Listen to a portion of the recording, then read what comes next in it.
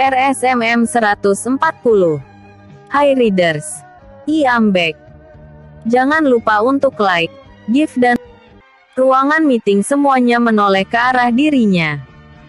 Tapi dia tidak malu-malu untuk menunjukkan kepada mereka bahwa dirinya baru saja keluar dari kamar Anindya. Wah, yang baru ngecarge. Goda Revan. Ngecarge kepalamu peyang. Kedua perawat untuk anakku, yang satunya udah mati. Yang satunya lagi diinterogasi oleh anak buah Tuan Wong. Istriku kepayahan mengurus kedua anakku karena kalau mereka minta susukan dua-duanya pada nangis. Sedangkan tangan istriku hanya dua. Tentu saja dia bingung harus ngangkat yang mana duluan. Akhirnya ya sudah, salah satu harus aku pegang duluan dan aku gendong supaya tidak nangis.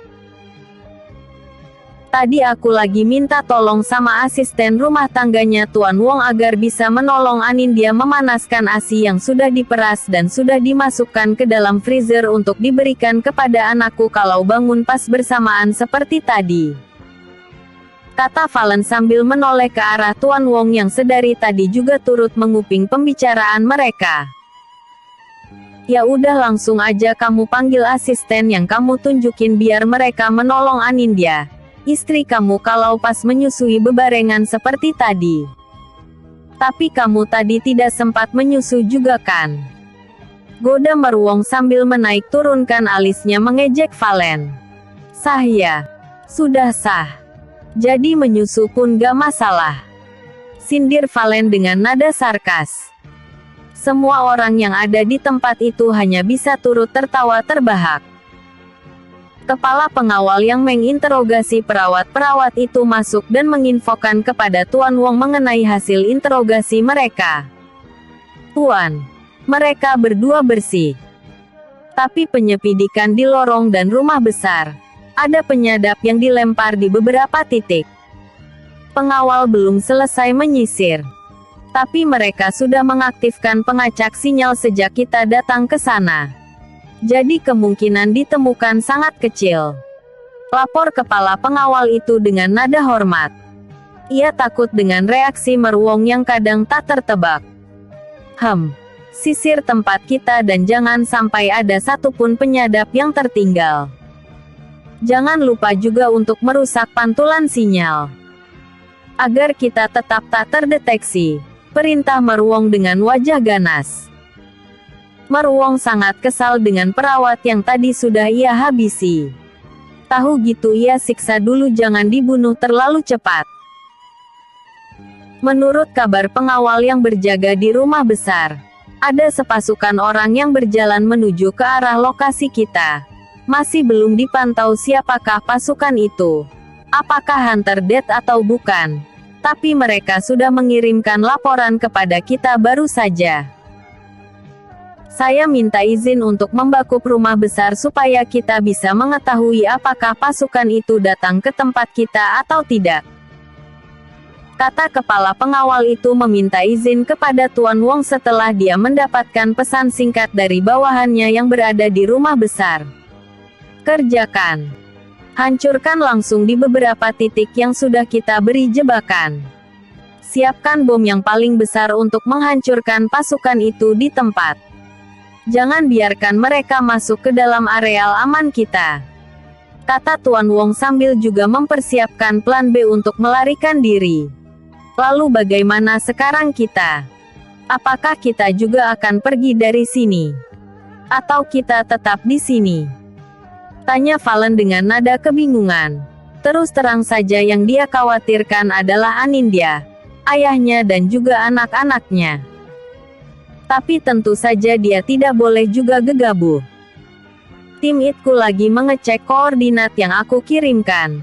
Kita tunggu saja dengan sabar sampai mereka mendapatkan lokasi di mana koordinat itu berada. Karena kemungkinan Hunter Death menyembunyikan pamanmu dan juga Alicia. Itu yang tidak boleh lepas dari pengawasan kita. Terus terang saja dendamku kepada Alicia dan paman kamu harus terbalas. Aku tidak terima karena orang-orang yang setia meninggal gara-gara mereka. Kata Meruong dengan geram. Tuan, Maaf mengganggu. Kepala pengawal menginstruksikan bahwa saya harus memberitahu Tuan Wong bahwa misi yang tadi diperintahkan kepada kepala pengawal sudah selesai dilaksanakan. Pasukan yang masuk melalui beberapa titik itu memang tidak dikenali dan mereka sudah masuk di areal jebakan yang sudah diberi bom oleh kepala pengawal. Misi selesai dan sisa pasukan yang menerobos masuk mundur teratur. Laporan selesai, kata pengawal itu sambil memberi hormat kepada Tuan Wong. Tuan Wong menanggapi laporan tersebut dengan mengangguk-anggukan kepalanya tanda dia senang dengan hasil yang diberitakan kepada dirinya itu. Bagus. Gimana dengan kinerja tim IT? Kok aku belum dikasih kabar terus? Tanya Tuan Wong dengan nada datar dan dingin. Begitulah Mr. Wong saat bersama dengan anak buah dan pengawal-pengawalnya, dia selalu berkata-kata dengan nada datar dan dingin. Maaf, Tuan. Kami terlalu terfokus dengan pencarian alat penyadap dan perbaikan keamanan yang sempat bobol. Kepala pengawal juga sudah menginfokan kepada saya kalau akan menambah titik areal penjebakan lagi supaya tempat menuju ke rumah besar akan lebih aman. Kata pengawal itu lagi. Panggil saja tim IT kemari. Baik Tuan. Kata pengawal itu sambil undur diri. Gimana dengan rumah utama kamu? Apa sudah beres? Tanya Revan. Sedangkan Valen sedang mengurus masalah Erik yang katanya sudah bisa keluar dari rumah sakit. Tentunya Valen bertanggung jawab sampai semuanya selesai dengan tuntas. Rumah sakit yang dipakai untuk merawat Erik adalah rumah sakit milik Valen, jadi Valen tidak memiliki kesulitan untuk mengurus Erik walaupun dirinya tidak berada di sana. Yang susah adalah apakah Erik tidak akan menjadi sasaran berikutnya karena dirinya saat ini bersembunyi beserta anak-anak dan juga keluarganya. Bukankah Alicia mengetahui bahwa Erik ada hubungan dengan Valen? Bisa jadi Erik yang menjadi sasaran berikutnya. Jadi Valen sedang mengurus Erik agar tetap tinggal di rumah sakit supaya dia ada di dalam pantauan sehingga tidak bisa ditemukan oleh Alicia. Sudah. Tapi ya gitu karena lokasi rumah besar sudah bocor. Dan sudah ada pasukan yang dikirim ke tempat itu, jadi koordinatnya pun sudah diketahui oleh pihak Hunter Death. Kepala pengawalku yang berada di sana akan mempertebal keamanan bahkan menambah areal jebakan supaya saat mereka masuk di titik jebakan itu mereka akan dibumi hanguskan oleh bom yang memang sudah tersedia di sana. Pantauan CCTV pun lebih dibanyakin karena untuk memantau pergerakan orang dari radius 100 km. RSMM 141. Hi Readers. I'm back. Lalu bagaimana dengan rumah tinggal yang kamu pakai bersama-sama dulu? Tanya Tuan Wong kepada Valen yang masih sibuk mengetikkan sesuatu kepada pengawal yang berada di luar dan tidak ikut mereka. Valen masih mengusahakan untuk menyimpan Erik terlebih dahulu agar tidak diketahui oleh Alicia. Sebetulnya Erik bisa menjaga dirinya sendiri akan tetapi karena kondisi tubuhnya masih belum fit pasca dipukuli oleh anak buah Alicia maka Valen harus berusaha menutupi keberadaan Erik terlebih dahulu supaya Erik tidak tertangkap oleh anak buah Hunter Death atau anak buah dari Alicia. Karena Alicia kan sudah tahu bahwa Erik itu adalah anak buah dari Valen. Rumah pribadiku aman. Aku menaruh beberapa pengawal di sana. Lagian di sana tidak ada apa-apa. Jadi tidak ada yang bisa sakan kunci agar aku keluar. Kata Valen dengan nada santai. Tapi kita masih punya satu pekerjaan yang belum terselesaikan sampai sekarang. Yaitu si pengkhianat Anna. Kita akan urus masalah dia setelah ini selesai. Kata Revan dengan nada tegas. Mata Revan nyalang karena dia masih kesal dengan kelakuan Anna, begitu pula dengan Paman Bill dan juga Alicia. Jangan pikirkan itu dulu, sekarang yang terpenting adalah menyelamatkan anak-anak dan juga Anindya serta ayah. Untuk masalah Ana bisa kita bicarakan nanti kalau sudah keluar dari tempat ini. Mungkin aku mengambil cara yang sama dengan Tuan Wong, yaitu membunuhnya lalu mengumpankannya pada ikan-ikan di lautan. Tapi tentunya jangan sampai Anindya tahu tentang hal ini. Kata Valen dengan suara lirih, takut kalau Anindya turut mendengarkan apa yang dia katakan barusan. Bagaimanapun Anindya adalah sepupu dari Ana. Sekalipun dia juga sudah mewanti-wanti Anindya agar tidak menaruh belas kasihan terhadap sepupunya yang jahat itu. Karena sungguh sangat percuma Tere alias Ana ditaruh di rumah sakit jiwa maupun ditaruh di penjara. Karena ujung-ujungnya dia bisa bebas lagi. Lebih baik dibunuh saja karena Ana alias Tere sudah mencemari populasi penduduk Indonesia. Siapa lagi tuh Ana? Tanya Tuan Wong dengan senyumnya yang dingin. Itu adalah sepupunya Anindya yang ingin melenyapkan sepupunya sendiri dengan cara bekerja sama dengan Paman Bill dan juga mungkin dengan Alicia. Jelas Revan dengan nada kesal. Hahaha, wanita seperti itu adalah wanita pengkhianat, cocoknya adalah dijadiin satu sama Alicia, ditembak bersama-sama kemudian dicemplungin ke dalam lautan yang berisi ikan hiu yang ganas. Ujar kejam Tuan Wong. Jangan lupa bahwa Tuan Wong itu sangat membenci tipikal seorang pengkhianat. Karena kalau menurut cerita Revan, si Ana itu adalah pengkhianat sama seperti Alicia yang dulu pernah ditolong dijadikan wanita simpanannya tapi kemudian malah menusuk dia dari belakang.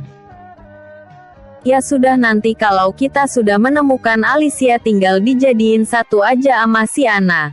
Lalu ditembak dan diumpankan ke hiu-hiu yang ada di lautan lepas. Kata Valen mengaminkan apa yang diungkapkan oleh Tuan Wong.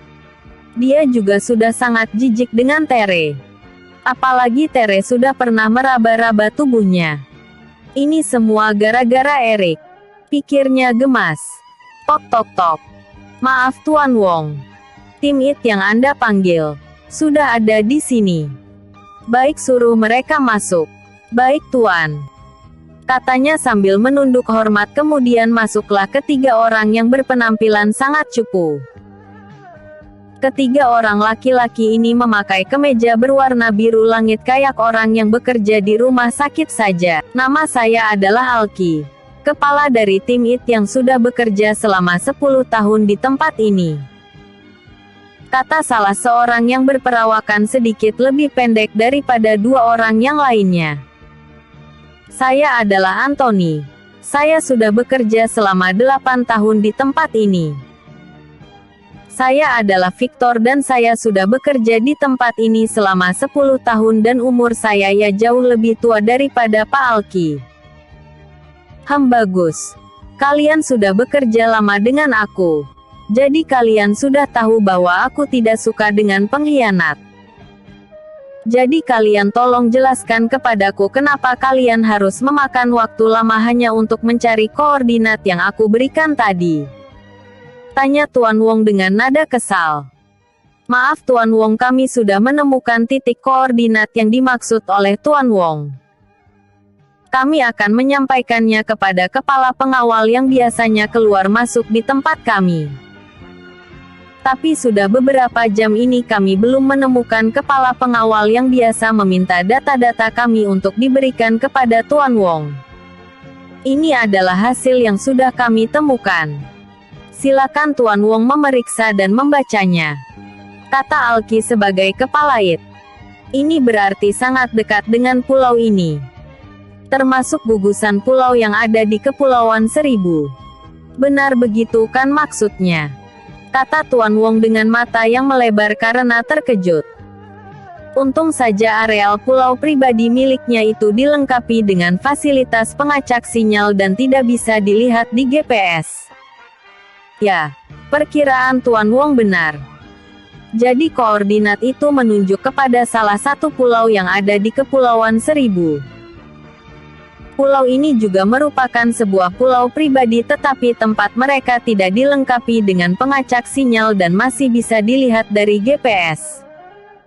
Bahkan kita masih bisa memantaunya lewat satelit yang kita miliki.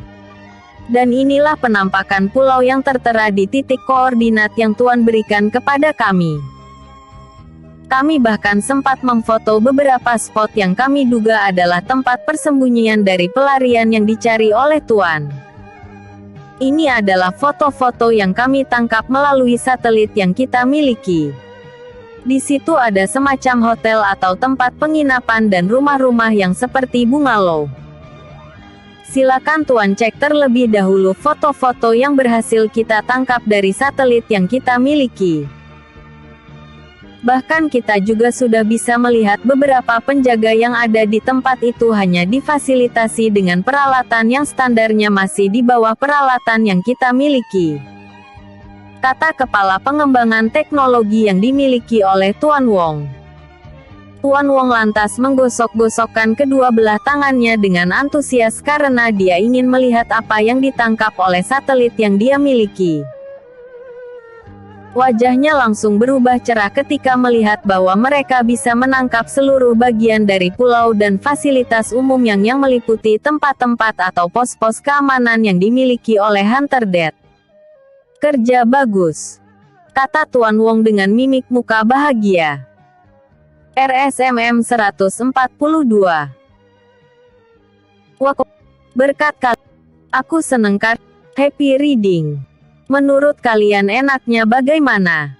Apakah kita harus menyerang mereka sekarang? Ataukah kita memantau dulu sampai kita melihat adanya Paman Bill dan juga Alicia? Tanya Meruwong pada yang lain. Kepada Valen, Revan dan juga Tuan Willy. Rasa-rasanya lebih baik kita menunggu pergerakan mereka terlebih dahulu karena kita tidak tahu ke arah manakah mereka akan melangkah.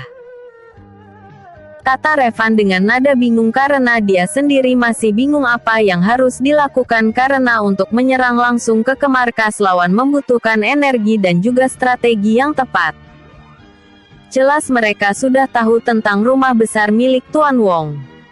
Tadi berarti mereka sudah dalam posisi menyerang. Menurut pemikiranku sih lebih baik kalau kita bisa menyerang saja dulu karena kemungkinan kita untuk menang lebih besar daripada kalau kita harus menunggu. Kata Valen menggebu-gebu. Kita butuh strategi tepat dan juga peralatan kita harus komplit karena kita melawan seseorang yang memiliki persenjataan yang mumpuni. Bagaimana kalau kita juga libatkan polisi atau Interpol? Terutama Interpol ya. Mereka akan menjadi tameng yang bagus. Jadi gini kita menginformasikan kepada pihak kepolisian untuk menyerang atau memberitahukan kalau ternyata Alicia itu berada di tempat itu biarkan polisinya akan menyisir ke sana terlebih dahulu. Kalau seandainya terjadi baku tembak atau terjadi masalah, toh yang menangani orang-orang yang cukup kompeten baru kemudian kita akan mengikuti mereka dengan pantauan satelit terus kita turut menyerang jadi kita menumpuki pihak kepolisian saja di sana. Untuk itu kita butuh komandan polisi Nawa untuk membawa Interpol agar lebih komplit dan lebih berpengalaman aja. Kata Meruwong melontarkan sebuah ide. Rasanya ide Tuan Wong itu menarik dan patut dilaksanakan. Jadi mereka bertiga hanya mengangguk-anggukan kepalanya tanda mereka menyetujui apa yang dipikirkan oleh Mr. Wong. Oke. Valen bisa langsung menghubungi komandan polisi Nawa agar bisa langsung menggerakkan pasukannya menuju pulau itu. Nanti kita memantau dari satelit yang kita miliki. Kemudian kita bisa menyerang bebarengan bersama dengan pihak kepolisian dan Interpol. Palingan mereka hanya memiliki pasukan dalam jumlah yang tidak terlalu besar. Kalau kita berangkat bersama-sama dengan kepolisian dan juga Interpol berarti pasukan kita 3 kali lipat daripada pasukan mereka. Diharapkan dengan begitu kita bisa melumpuhkan mereka dan mencari Bill beserta Alicia. Mudah-mudahan saja rencana kita kali ini berhasil. Jadi kita bisa menangkap Bill dan Alicia. Bagaimana menurut kalian? Tanya Tuan Wong setelah membeberkan semua rencana yang ada di dalam pikirannya. Aku setuju. Aku akan mencoba menghubungi Komandan Polisi Nawa terlebih dahulu, sehingga dia bisa mengatur strategi yang bisa dibagikan kepada kita. Kapan kita harus menyerang? Dan bagaimana kita menyerangnya? Kata Valen sambil menggosok-gosokkan kedua belah tangannya tanda dia merasa antusias dengan apa yang menjadi pikirannya.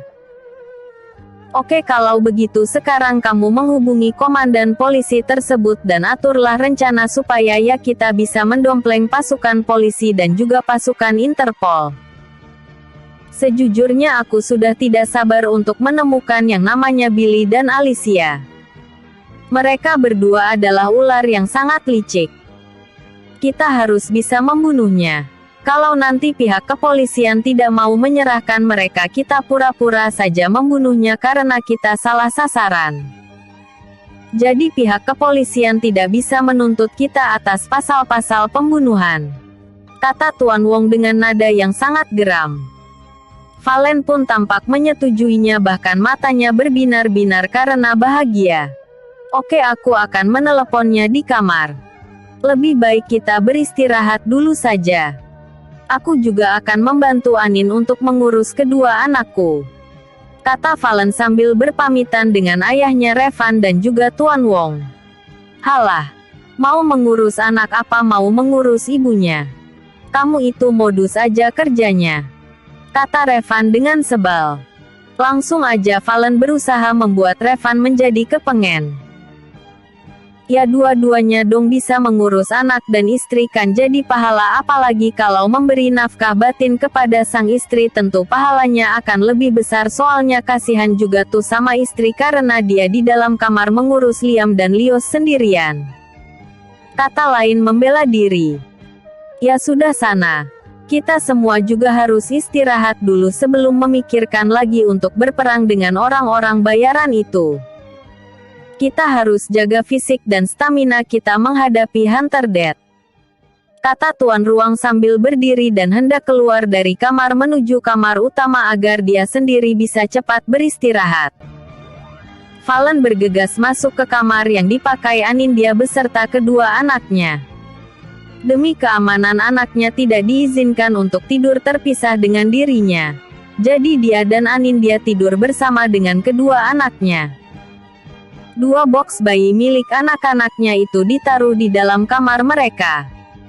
Perawat yang sudah diinterogasi oleh anak buah Tuan Wong kembali menempati ruang kamar yang biasa dia tempati bersama dengan kedua anaknya. Sekarang Anindya hanya meminta tolong kalau sedang kerepotan memberikan ASI kepada kedua anaknya. Tuan Wong juga memberikan salah satu asisten rumah tangganya untuk membantu Anindya bersama 1 orang perawat yang sudah diinterogasi oleh anak buah Tuan Wong. Anak-anak apakah sudah tidur? Tanya Valen saat dia masuk ke dalam ruangan kamar yang dihuni istrinya dan kedua anaknya. Valen memeluk tubuh istrinya yang sudah kembali seperti tubuhnya semula. Dia menciumi leher istrinya yang terbuka karena rambutnya yang panjang itu disanggul di atas, dan berusaha menaikkan suasana. Anin yang sedang meletakkan anaknya di box bayi mereka menjadi kegelian gara-gara tingkah dari suaminya itu. Tapi Anindya juga paham apa yang diinginkan oleh suaminya pada saat itu. Jadi Anindya membiarkan tingkah suaminya akan membiarkan tangan suami yang sudah bergerilya kemana-mana. Tanpa banyak berkata-kata Valen langsung melakukan apa yang sudah dia bayangkan sejak tadi. Memang karena masalah yang datang silih berganti membuat intensitas hubungan mereka menjadi berkurang banyak. Dan saat ini dia sedang kangen dengan tubuh istrinya yang sudah menjadi candu bagi dirinya itu. Kemudian setelahnya hanya ada. Padahal Anindya sudah berusaha menahan supaya suara-suara yang panas itu tidak sampai keluar karena dia takut kalau anak-anaknya akan terbangun sebelum suaminya mencapai apa yang dia inginkan. Tapi ternyata apa yang ia pikirkan itu tidak beralasan karena sampai suaminya terpuaskan berkali-kali anak-anaknya juga tidak terbangun. Mungkin anak-anaknya juga sadar kalau ayahnya membutuhkan ibu mereka untuk sekedar melepas rindu. Dan untuk melepas stres akibat permasalahan yang datang bertubi-tubi. TBC. Episode sebelumnya. RSMM 141. Episode berikutnya. RSMM 142.